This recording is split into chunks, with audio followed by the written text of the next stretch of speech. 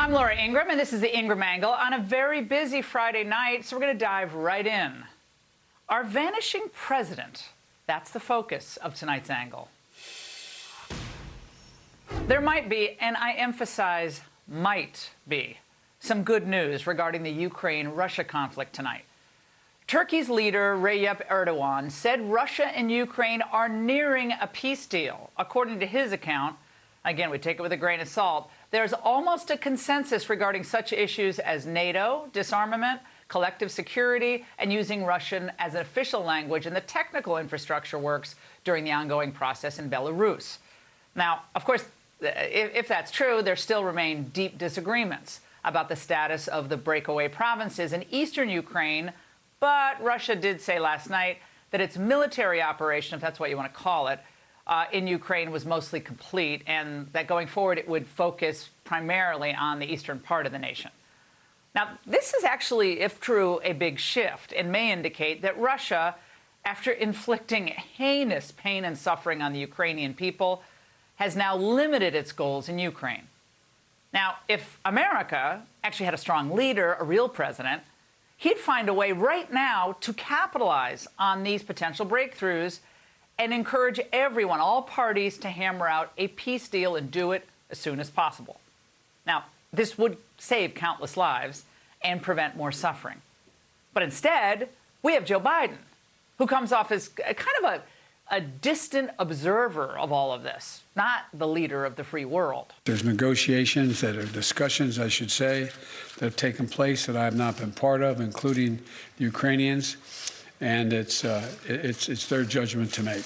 Now, first he had to disappear from the campaign trail, remember, in 2020 because of COVID? Now he's vanishing from the world stage, taking a backseat to lesser powers in NATO.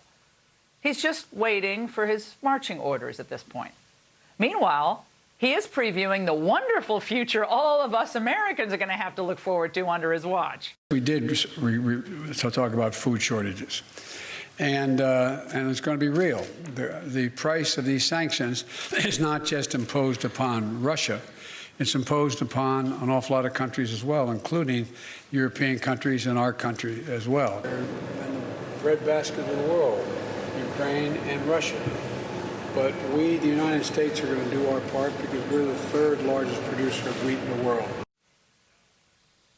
Now, an American president is supposed to reassure us.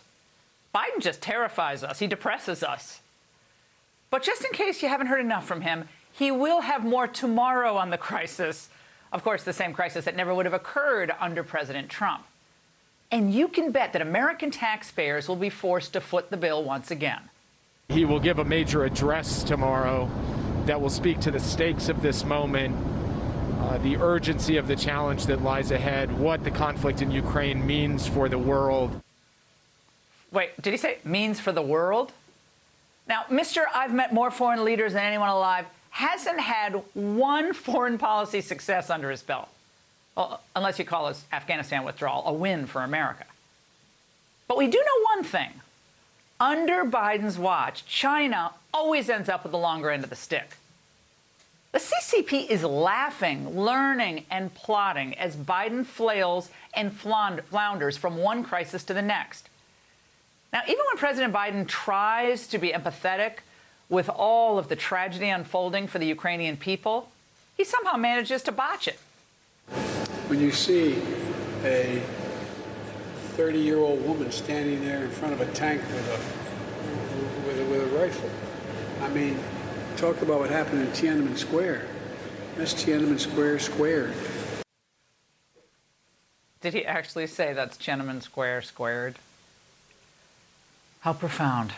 Now, why hasn't Biden released the transcript of that big call he had a few weeks ago with President Xi, by the way? Shouldn't the American people know what was said, what was perhaps negotiated away? We know China's state media and all their outlets indicated that Biden had agreed to play nice on all the issues important to the CCP. But of course, we don't really know what the truth is, because Biden's people refused to be transparent about what, if anything, he offered China in return for their help with Russia. Now, not only, though, is China acting as a backstop for Russia's war effort in Ukraine, It's right now expanding its influence and reach as American officials are distracted in Eastern Europe.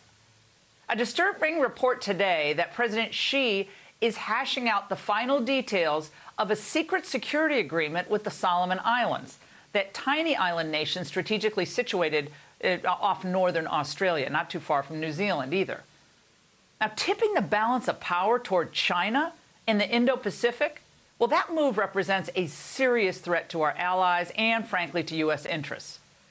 Once again, American weakness has far-reaching implications, none of them good. There is no question that the balance of security in the region would be affected, said Peter Jennings, executive director of the Australian Strategic Policy Institute think tank.